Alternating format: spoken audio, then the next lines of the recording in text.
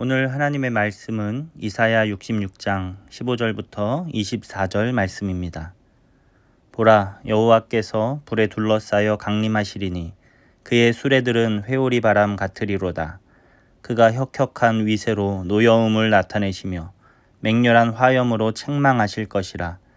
여호와께서 불과 칼로 모든 혈육에게 심판을 베푸신즉 여호와께 죽임 당할 자가 많으리니 스스로 거룩하게 구별하며 스스로 정결하게 하고 동산에 들어가서 그 가운데에 있는 자를 따라 돼지고기와 가증한 물건과 쥐를 먹는 자가 다 함께 망하리라. 여호와의 말씀이니라.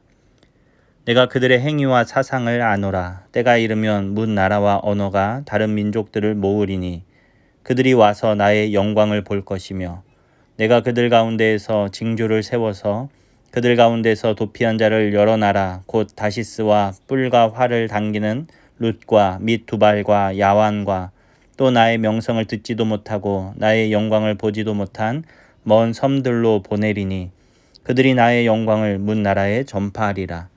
나 여호와가 말하노라. 이스라엘 자손이 예물을 깨끗한 그릇에 담아 여호와의 집에 드림같이 그들이 너희 모든 형제를 문 나라에서 나의 성산 예루살렘으로 말과 수레와 교자와 노새와 낙타에 태워다가 여호와께 예물을 드릴 것이요 나는 그 가운데에서 택하여 제사장과 레위인을 삼으리라. 여호와의 말이니라.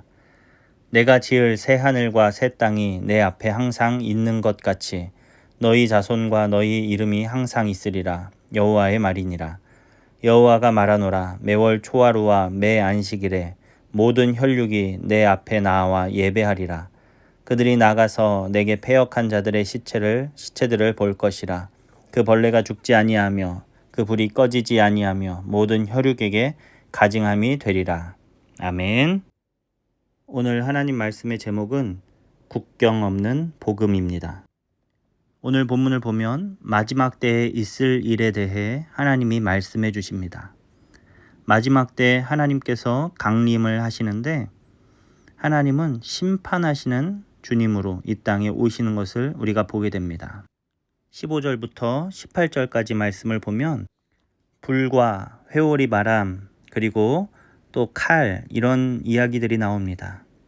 이런 불과 회오리 바람, 칼 이런 것들은 하나님의 그 위엄과 또 심판에 대한 이미지를 우리에게 말하고 있는 것입니다.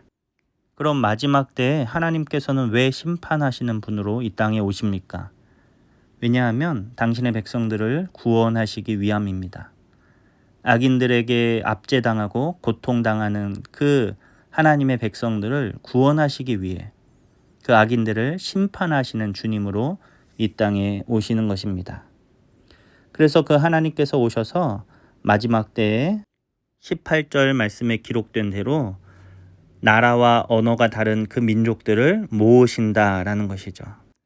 하나님이 택하신 그 백성들을 이 죄악된 세상으로부터 불러 모으셔서 22절에서 말씀하시는 그 새 하늘과 새 땅 그곳에 거하도록 하신다라는 것입니다.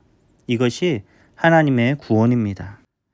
그런데 놀라운 것은 무엇이냐면 이런 하나님의 구원이 단지 유대인들에게만 주어지는 것이 아니라 유다 백성들에게만 주어지는 것이 아니라 오늘 그 18절 말씀처럼 나라와 언어가 다른 그 민족들이 다 모이게 된다라는 거예요. 하나님의 구원이 이방인에게까지도 확대되어진다라는 것입니다. 그리고 더 나아가서 제사장과 레위인의 사명이 모든 이방인들에게까지도 확대가 되는 것을 우리가 보게 됩니다. 21절 말씀에 나는 그 가운데에서 택하여 제사장과 레위인을 삼으리라. 여호와의 말이니라. 이렇게 기록되고 있습니다. 그러니까 마지막 때에는 이 민족의 경계가 철폐되고 하나님의 복음에 순종하는 그 사람들이 하나님의 나라를 이루어서 새 하늘과 새 땅에 거하게 된다라는 것이죠. 이것이 바로 오늘 예수님을 믿어서 하나님의 자녀가 된 저와 여러분에게 주시는 하나님의 은혜입니다. 오늘 말씀을 묵상하며 우리를 구원하시는 하나님, 국경의 경계를 허무시고 자격 없는 우리에게까지도 이 구원의 은혜를 허락하신 하나님께 감사하며 그분을 기뻐하는 저와 여러분 될 수 있기를 간절히 원합니다. 19절 말씀을 보면 하나님께서 하나님의 백성들의 삶 가운데 징조를 주시겠다라고 말씀하십니다. 여기서 징조를 주신다라는 것은 그들의 삶을 통하여 하나님이 살아계심을 보여주시겠다라는 것입니다. 그래서 그들의 삶은 이방 족속들에게 하나님이 살아계시다라는 증거 그 자체가 되는 것입니다. 이것이 바로 믿음의 삶입니다. 오늘 저와 여러분들 하나님께서 불러주신 하나님의 자녀들은 우리의 삶 가운데 이런 징조가 있어야 한다라는 거예요. 우리가 우리의 하나님을 기대하며 그분 앞에 기도할 때 하나님께서는 반드시 우리의 삶에 간섭하시고 역사하시며 선한 징조들을 보여주실 것입니다. 우리의 삶이 우리의 이웃들에게, 우리의 주변 사람들에게 예수님의 살아계심을 증거하는 그 통로가 되어질 수 있기를 간절히 원합니다. 우리 하나님께서는 우리를 위해 새 하늘과 새 땅을 예비하고 계십니다. 모든 국경과 장벽을 뛰어넘어 우리에게 전파된 이 복음을 오늘도 붙잡고 믿음으로 살아가는 저와 여러분 될 수 있기를 간절히 바라고요.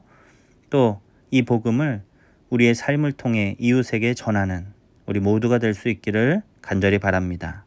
기도하겠습니다. 하나님, 우리를 복음을 통해 하나님 자녀가 되게 하심에 감사를 드립니다. 자격 없는 우리에게 생명을 주셨을 뿐만 아니라 이제는 증인의 삶을 살 수 있도록 은혜 주심에 감사합니다. 우리의 삶 가운데 함께 하시는 하나님을 기대하며 그 하나님을 많은 사람들에게 전하는 증인으로 살게 하여 주시옵소서. 마지막 때를 살아가면서 영원한 하나님의 나라를 사모하오니 주여 우리에게 허락하여 주시옵소서. 감사드리며 예수님의 이름으로 기도합니다. 아멘.